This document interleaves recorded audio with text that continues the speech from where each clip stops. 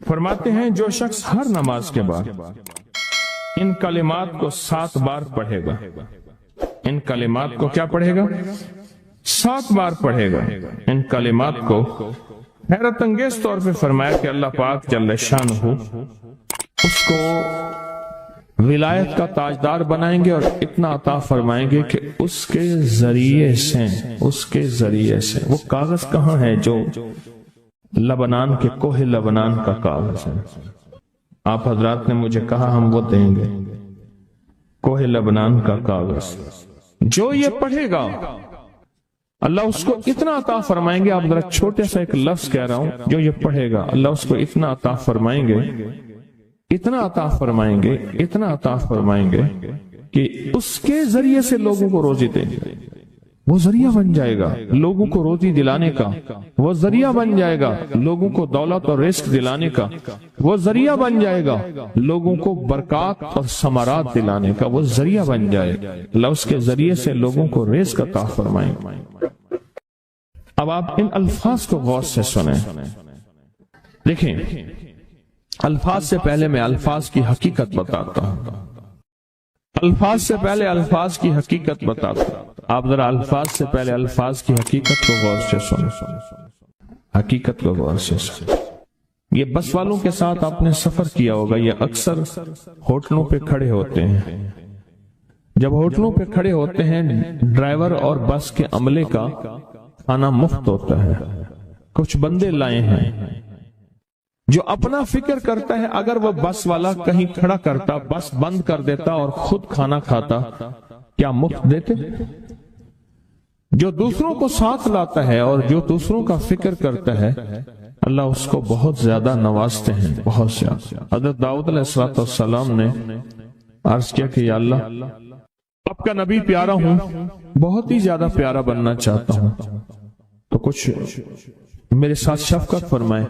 تو آپ نے فرمایا داؤد میرے بندوں کو میرا محبوب بناؤ، میرے بندوں کو میرے قریب کرو، تم میرے اور پیارے ہو جاؤ۔ حضرت موسیٰ علیہ السلام نے اللہ سے عرض کیا کہ یا اللہ تیرا پیارا بننے کے لیے، محبوب بننے کے لیے کون سا عمل ہے؟ تو آپ نے فرمایا غیبانہ لوگوں کے لیے دعا کرو، غیبانہ لوگوں کے لیے دعا کرو۔ کیوں؟ منہ پہ دعا خوشامد پھر بھی بن سکتی ہے، دکھاوا پھر بھی بن سکتا ہے، جب غیبانہ لوگوں کے لیے دعا کرو گے فرمایا وہ دعا ایسے ہوگی جو تجھے 3 چیزیں دلائے گی، ایک میرا دوست بنا دے گی، اور ایک جتنا لوگوں میں رزق تقسیم ہوگا اتنا سارا تجھے ملے گا، اتنا سارا تجھے ملے گا، یہ بندہ مالدار اور تمنگر بن جائے گا۔ دوسرا اور تیسرا فرمایا کہ اللہ جل شانہ تجھے لوگوں میں عزت دیں گے، وقار دیں گے، شان و شوکت دیں گے اور ہر دل عزیز کر دیں گے۔ صرف اپنے مزاج سے نکلا ہے، اپنی سوچ سے نکلا ہے، میری جنت ہو، میری قبر ہو، میری آخرت ہو، بس اور کوئی جائے نہیں۔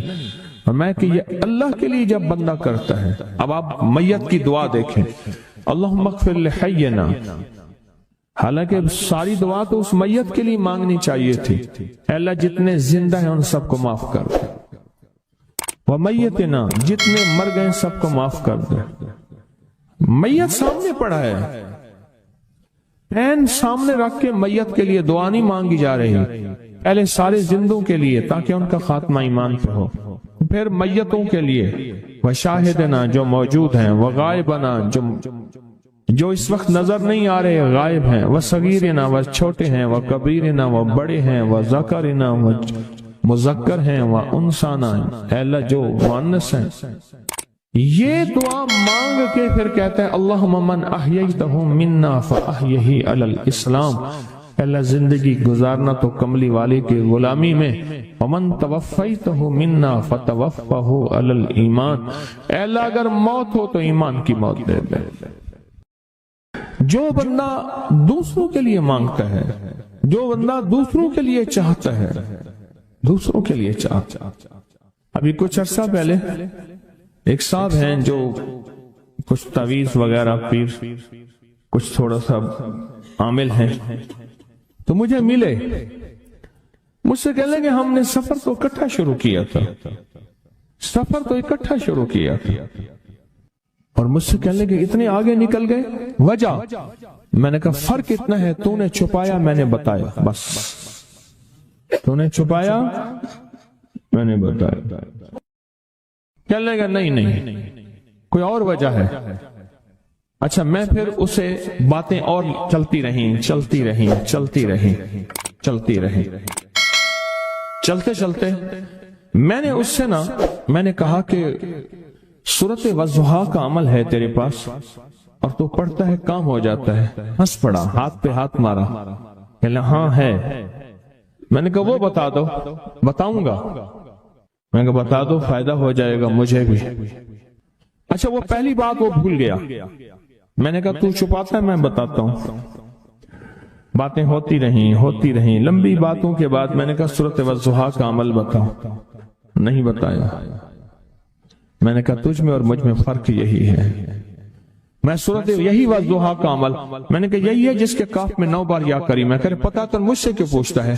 میں نے کہا تجھے یہ بتانا چاہتا تھا تو چھپاتا ہے میں بتاتا۔ تو مدد اس کے مطابق آتی ہے۔ اللہ کو اپنی مخلوق اپنے بندے پسند ہیں، جو اپنے بندوں کو، اللہ کی بندوں کا راحت کو سوچتا ہے، جو اللہ کے بندوں کی اندر کے درد اور مشکلات اور مسائل کو سوچتا ہے، اللہ پہلے اس کا بھلا کر دیتا ہے۔ ہو بھلا کر بھلا، ہو بھلا سو بھلے کا بھلا، بھلا کر بھلے کی جگہ بھلا ہوگا۔ اب یہ جو دعا ہے جو میں آپ کو بتانے لگا ہوں، اب اس کے لفظوں پہ غور کریں۔ اللہم اغفر لامت محمد صلی اللہ علیہ وسلم۔ اللہ اب حالانکہ آپ نے لیے پڑھ رہا ہے، اللہ ساری امت محمدیہ کو معاف کر۔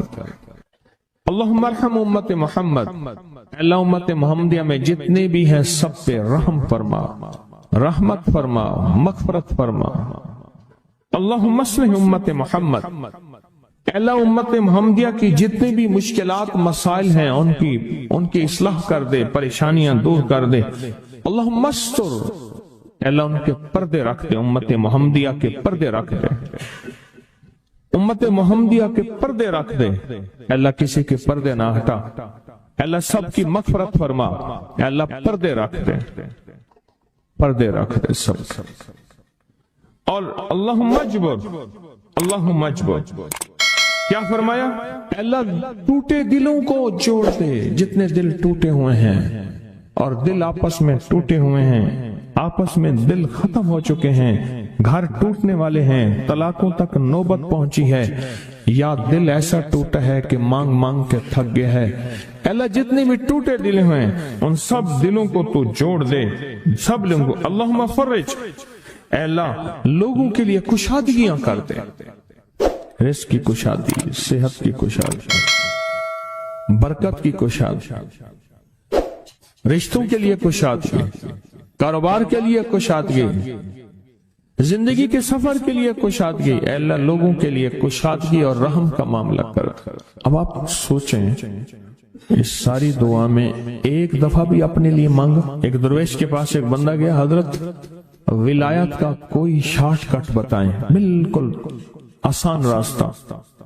فرمایا جب کوئی غیر مسلم بغیر کلمے کے مر جائے، کسی کونے میں منہ دے کے رو لینا، اللہ تجھے ولایت دے دے گا۔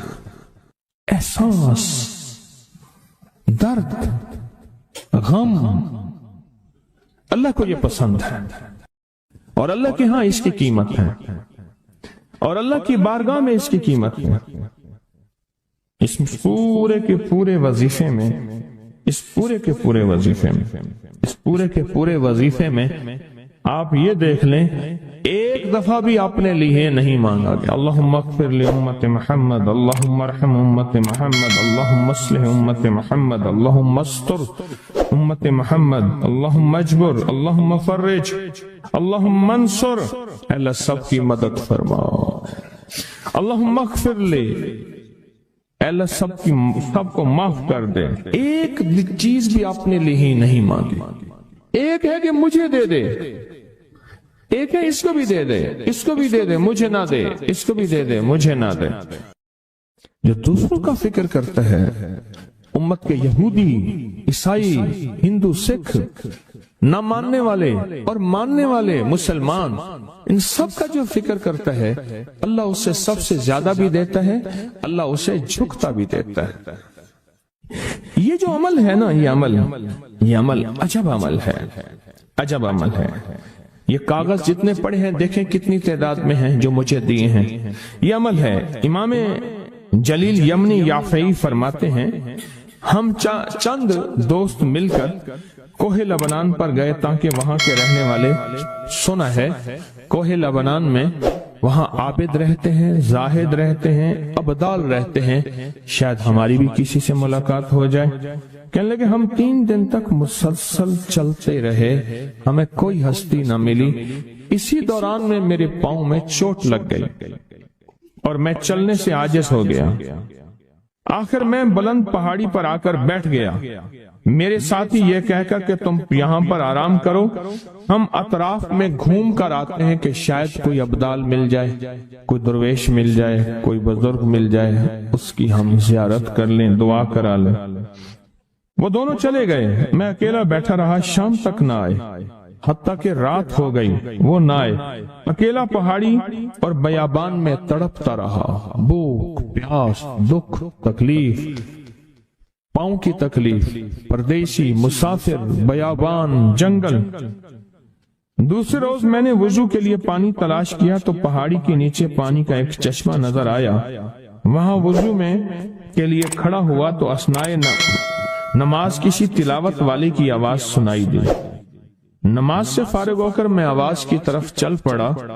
چلتے چلتے ایک غار نظر آیا، میں دیکھا تو ایک بزرگ ہیں اور وہ بھی نابینا ہیں۔ میں نے انہیں سلام کیا، انہوں نے سلام کا جواب کر کے پوچھا انسان ہو یا جن؟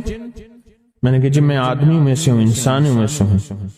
اور پھر انہوں نے حیرت سے پڑھا لا الہ الا اللہ وحدہ لا شریک لہ، میں یہاں 30 سال سے ہوں اور آج تک میں نے کسی آدمی کو نہیں دیکھا۔ کتنے سال سے؟ 30 سال زندگی کے گزر گئے ہیں، آج تک ایک آدمی نہیں دیکھا۔ تم یہاں کیسے آ گئے؟ تم یہاں کیسے آ گئے؟ تم یہاں کیسے آ گئے؟ تو میں نے کہا کہ تم لگتا ہے تھک گئے ہو، تھوڑی دیر کے لیے سو جاؤ۔ میں آگے چل کے دیکھا تو غار میں 3 قبریں بنی ہوئی تھیں۔ مجھے حیرت ہوئی لیکن تھکان بہت زیادہ تھی، مجھے نیند آ گئی۔ ظہر کی نماز کا وقت ہوا تو انہیں آواز دی کہ اللہ تم پر رحم کرے، اٹھو نماز کا وقت ہے۔ باوجود نابینا ہونے کے اوقات نماز کے ماہر اور واقف تھے۔ میں نے اٹھ کے ان کے ہمراہ نماز پڑھی، اس کے بعد وہ عصر تک تلاوت کرتے رہے۔ جب عصر سے فارغ ہوئے تو کھڑے ہو کر انہوں نے 3 مرتبہ یہ دعا پڑھی جو یہ دعا میں نے ابھی پڑھی ہے، صرف 3 مرتبہ پڑھی 3 مرتبہ یہ دعا پڑھی۔ عارف شاذلی ابو نعیم اصفہانی کے ساتھ لکھی ہے جب ہم مغرب سے فارغ ہوئے تو میں نے ان سے دریافت کیا یا شیخ آپ امت کی مغفرت والی یہ دعا آپ کو کس نے سکھائی؟ یہ آپ کو موتی ملا تو کہاں سے ملا؟ یہ سن کر اس نابینا بزرگ نے یوں فرمایا جو شخص اس دعا کو روزانہ دن میں صرف 3 بار پڑھ لیتا ہے اللہ اس کو ابدالوں میں شامل کر لیتا ہے۔ اور دنیا میں اس وقت اربوں کی آبادی ہے، کروڑوں کی نہیں، اربوں میں صرف 40 ابدال ہیں، 40 ابدال ہیں پوری دنیا میں۔ اور فرمایا جو شخص اس کو 3 دفعہ صبح شام پڑھ لیتا ہے، 3 دفعہ اس دعا کو روزانہ صرف 3 مرتبہ پڑھ لے اللہ اس کو ابدالوں میں شامل فرما دیتے ہیں۔ پھر میں نے دریافت کیا یا شیخ آپ کو یہ دعا کس نے سکھائی؟ اتنا بتلا دیں۔ اس نابینا شیخ نے فرمایا او اللہ کے بندے یہ ایک راز ہے، اس دعا کی حقیقت سننے کی تم میں طلب تو ہے لیکن تاب نہیں ہے، اس راز کو جاننے کا تحمل تمہارے دل میں کتنا ہو سکتا ہے؟ اتنا کہہ کر خاموش ہو گئے۔ پھر فرمایا کہ عارف باللہ شیخ ابو الحسن شاذلی فرماتے ہیں وہ دعا یہی ہے جو ابدال مانگتے ہیں ابرار مانگتے ہیں، غوث مانگتے ہیں، ولی مانگتے ہیں، کتب مانگتے ہیں، اولیاء مانگتے ہیں، اور پھر اللہ سے جو مانگتے ہیں وہ ملتا ہے۔ اور اولیاء کاملین نے فرمایا یہ دعا خصوصی طور پہ حضرت خضر علیہ السلام نے سکھائی ہے ان اولیاء کو۔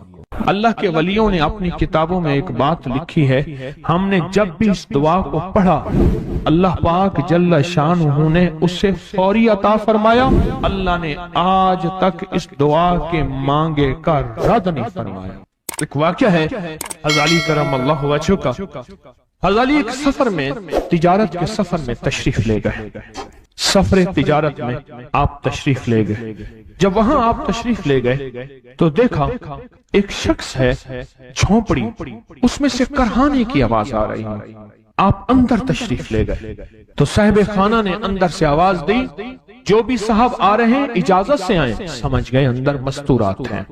وہ صاحب باہر تشریف لے آئے تو پوچھا کیا ہوا، کرہانے کی آواز کیا ہے؟ کہا میری بیٹی ہے، جنگل میں لکڑیاں لینے گئی، اس کے اوپر ایک درخت گر گیا کاٹتے کاٹتے، اور اس کی وجہ سے اس کی کمر ٹوٹ گئی ہے، اب یہ بستر پہ پڑی ہے، اب یہ بیچاری تکلیفوں اور دکھوں میں۔ آپ نے فرمایا کوئی مسئلہ نہیں، میں ایک عمل کرتا ہوں، تو ایسا کر صرف اس کا کپڑا لے آ۔ آپ نے اس کے کپڑے کو سامنے رکھا، اس کو کہا اس کو پکڑ، اور اس کی طرف یوں انگلی کی، اور یہ دعا جو اب ہم پڑھنے لگے ہیں، بس یہ دعا پڑھی، اور صرف چند بار ہی پڑھتی اندر آوازیں خاموش ہو گئیں، چپ ہو گئی۔ آپ نے فرمایا پوچھو جا کے۔ آپ وہ بندہ اندر گیا تو واپس آیا، کہا بیٹی کو نیند آ گئی ہے، آج کئی ہفتے ہو گئے ہیں سو نہیں سکی، درد سے کرہا رہی تھی، اس کو نیند آ گئی ہے۔ آپ فرمانے لگے میں سفر میں جا رہا ہوں، جب واپس آؤں گا نا پھر پوچھوں گا، اگر کوئی تکلیف ہوئی تو پھر دم کروں گا، پھر دعا کروں گا، اور انشاءاللہ ٹھیک ہو جائے گی۔ آپ چلے گئے، آگے تشریف لے گئے تو آپ کے ہم سفر تھے، ان کی سواریاں تھیں، ان میں سے ایک گھوڑا تھا جس گھوڑے کو ٹھوکر لگی، چوٹ لگی، اس کے اگلے پاؤں کی ہڈی گھٹنا باہر نکل گیا، وہ ایک طرف ہو کے بیٹھ گیا، اس کا گھوڑا چل نہیں سکتا تھا۔ اس نے آ کے حضرت علی کرم اللہ درخواست کی کہ آقا اس کے لیے کچھ فرما دیں۔ فرمایا میں اس کے لیے دعا کرتا ہوں، یہ ٹھیک ہو جائے گا، اور آپ نے دعا پڑھنا شروع کر دی، اور فرمایا یہ اس کے ہاتھ پہ، اس کی ٹانگ پہ آپ نے ہاتھ پھیر دیا، جو معذور تھی ٹوٹی ہوئی نکلیا ہوا گھٹنا تھا، فرمایا ٹھیک ہو گیا۔ اور قافلے والوں نے دیکھا وہ گھوڑا سب سے آگے تھا، سب سے سبک رفتار تھا، اور سب سے لاجواب تھا۔ آگے ایک جگہ تشریف لے گئے تو قافلے کو پیاس لگی، پانی کی ضرورت تھی، کنواں دیکھا تو کنواں خشک تھا۔ آپ نے فرمایا کوئی بات نہیں، یہ دعا پڑھی اور دعا کو پڑھ کے اپنا لعاب کنویں میں ڈال دیا۔ فرمایا کنویں میں پانی کا ایک جوش اٹھا اور پانی اٹھا اور منڈیر سے باہر نکلا، لوگ پینے لگے تو آپ نے روک دیا، فرمایا مت پیو، کنویں کا جو کھڑا کالا پانی ہے وہ نکل جائے، اور پھر شفاف پانی جب نکلا فرمایا یہ پانی پیو، مشکیزیں بھرو، سواریوں کو پلاؤ۔ قافلہ چلتا رہا، آگے تشریف لے گئے، آگے دیکھا تو کھانا ختم ہو گیا، اتنا کھانا تھا کہ اب کھا لیں، آئندہ کیسے کھائیں گے؟ تو آپ نے فرمایا جو کھانا ہے لے آؤ۔ آپ نے کھانے کو رکھا، اوپر کپڑا ڈال دیا اور یہ دعا پڑھنی شروع کر دی جو ابھی ہم بیٹھ کے پڑھیں گے، خوش قسمت ہیں۔ اور کپڑا ڈال کے فرمایا دعا فرمائی، یہ عمل فرمایا، یہ دعا پڑھی، اور اس کے بعد فرمایا دیکھو کھا لیا، اور فرمایا ہمارا 17 دن کا سفر تھا، اس 17 دن میں ہم نے کھایا، لوگوں کو کھلایا، جہاں لوگ آتے تھے ان کو بٹھاتے تھے، دسترخوان ہمارا تھا چند افراد کا، پھر سینکڑوں لوگوں نے کھایا۔ 17 دن کے سفر میں تھوڑی سی کمی بھی نہ ہوئی، جب گھر لوٹے تو وہی کا وہی ہمارا خزانہ، کھانا وہی سارا توشہ موجود تھا۔ آگے تشریف لے گئے تو ایک تجارت میں ایک دیکھا تو ایک بندہ ہے ٹھیکریوں پہ ٹھیکریاں مار رہا ہے، آپ اس کی طرف تشریف لے گئے، آپ نے اس کو جا کے دیکھا، لگتا ہے کہ تو پرانا جواری ہے، اس نے کہا جوا کھیلتا تھا، سب کچھ ہار بیٹھا ہوں، ہر چیز زندگی ختم ہو گئی ہے۔ آپ نے فرمایا اچھا ایسا کر توبہ کی نیت کر لے، اللہ سے توبہ کر لے، اور پھر میں تیرے لیے دعا بھی کرتا ہوں، عمل بھی کرتا ہوں۔ تو ایسا کر، پتھر پہ پتھر مار، تیرا ہر پتھر سونے کا بنتا جائے گا۔ آپ بیٹھ گئے، اس نے ویسے ہی پتھر پہ پتھر مارا، اور جیسے بیچارہ بے بسی کی حالت میں پہلے مار رہا تھا، آپ نے دعا کرنی شروع کر دی، یہ دعا پڑھنی شروع کر دی، اور دعا پڑھتے پڑھتے دیکھا تو لوگوں نے پتھروں کی شکلیں بدلنا شروع ہو گئی، اور جو پتھر بھی اس کے ہاتھ میں آیا تھا وہ سارے پتھر سونے کے بن گئے۔ آپ نے سارا سونا اس کو دیا، چل پڑے۔ سفر میں آگے جاتے جاتے دیکھا کہ ایک شخص ہے، اس کے ساتھ ایک بچہ ہے، ایک بوڑھی عورت ہے، ایک بوڑھا گدھا ہے، اور وہ سارے پیدل چل رہے ہیں، گدھے کو سواری کو ساتھ لیے ہوئے۔ تو آپ نے پوچھا کیا ہوا؟ انہوں نے کہا ایک سانپ ہے جو اس گدھے کے پہ مسلط ہے، وہ سامنے بیٹھا ہے، وہ نیچے نہیں اتر رہا، ہم نے مارنے کی کوشش کی ہے، اس کی پھنکار سے عصا جل جاتا ہے، اور جلا ہوا عصا دکھایا، ڈنڈا جلا ہوا دکھایا کہ ایک پھنکار سے ڈنڈا جل جاتا ہے، وہ مسلط ہے گدھے پہ، ہم پیدل چل رہے ہیں، منزل پہ ہے، سانپ مسلط ہے، اس کا کوئی حل نہیں۔ آپ نے فرمایا اس گدھے کو اس جھاڑی سے، اس درخت سے باندھ دو، اور باندھ کے آپ قبلہ رخ ہوئے اور یہ دعا پڑھنی شروع کر دی، اور فرمایا پھر دوسرے رخ ہوئے اور یہ دعا پڑھنی شروع کر دی، اور تیسرے رخ ہوئے، اور دعا پڑھنے کے بعد آپ نے اس سانپ پہ پھونک مارا، سانپ چونٹی بن کے چھلانگ لگائی اور غائب ہو گیا۔ تو انہوں نے پوچھا آقا یہ کیا تھا؟ فرمایا یہ تمہارے اوپر ایک دشمن جن مسلط تھا جو کہ تمہاری جانوں اور عزتوں کا لٹیرا تھا۔ آخرکار آپ کے غلام نے آپ سے پوچھا آقا اگر آپ یہ دعا ہمیں سکھا دیں، چشمہ فیض سے گر ایک اشارہ ہو جائے، چشمہ فیض سے گر ایک اشارہ ہو جائے، لطف ہو آپ کا اور کام ہمارا ہو جائے۔ آئیں بسم اللہ کر کے اس دعا کو پہلے سنتے ہیں۔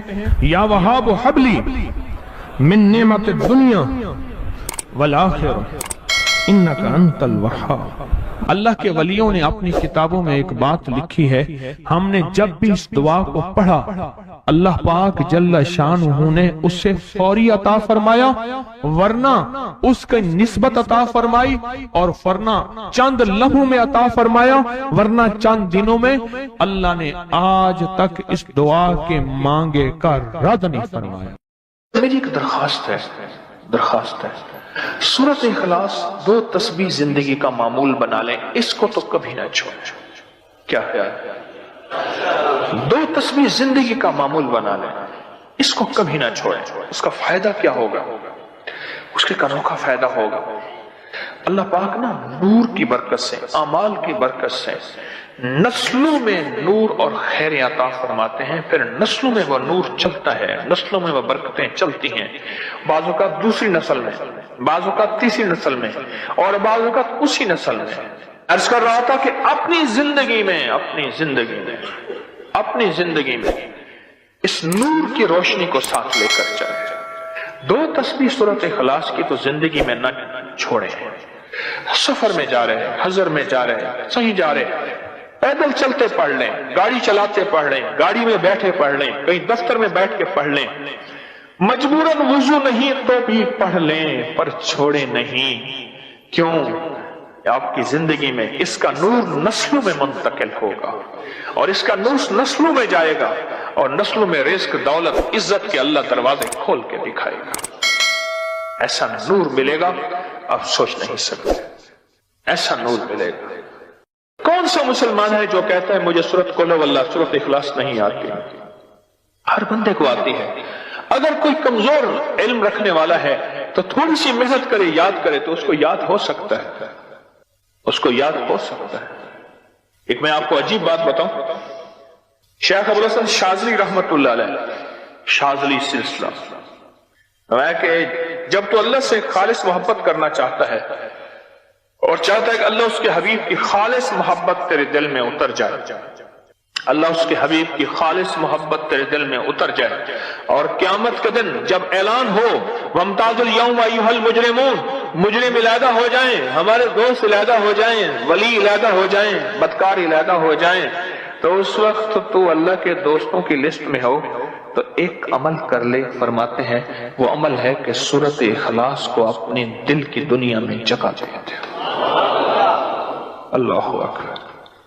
شیخ ابوالحسن شاذلی رحمۃ اللہ علیہ فرماتے ہیں، اور فرمایا جو سورۃ اخلاص پڑھے گا وہ حالت ایمان سے دنیا سے رخصت ہوگا، حالت ایمان دنیا میں سے رخصت ہوگا اور ایمان کی آخری کیفیت میں رخصت ہوگا۔ اور ایک اللہ کے ولی نے اپنا مشاہدہ بیان کیا، میرے پاس لوگ آئے رزق کی تنگی میں مبتلا تھے، میرے پاس لوگ آئے بدحال ہو چکے تھے، میرے پاس ایسے لوگ آئے جن کی تنخواہیں بچتی نہیں تھیں، میرے پاس ایسے لوگ آئے جن کے گھر میں جھگڑے ناچاکیاں تھیں، اور میرے پاس ایسے لوگ آئے جن کی زندگیاں تنگ تھیں اور جو نیکی کرنا چاہتے تھے کر نہیں سکتے تھے، خیر میں آنا چاہتے تھے آ نہیں سکتے تھے، اور برائیاں ان کا راستہ چھوڑتی نہیں تھی اور نیکی کے دروازے بند تھے۔ کہا میں نے ان سے کہا کہ 2 تسبیح سورۃ قل ہو اللہ کی پڑھ لو۔ جب سے انہوں نے پڑھنا شروع کیا سورۃ قل ہو اللہ ان کا ضامن بن گیا، اور سورۃ اخلاص ان کا سہارا بن گئی، اور سورۃ اخلاص ان کا ساتھی بن گئی، اور سورۃ اخلاص ان کا محافظ بن گئی، اور سورۃ اخلاص ان کا معاون بن گئی، اور سورۃ اخلاص ان کو زندگی میں لے کر چلنے والی روشنی بن گئی، اور ان سے سارے اندھیرے چھٹ گئے اور ساری ظلمتیں چھٹ گئیں، اور خیریں اور برکتیں ان کی چوکھٹوں ان کے دروں کو مالا مال کر دی۔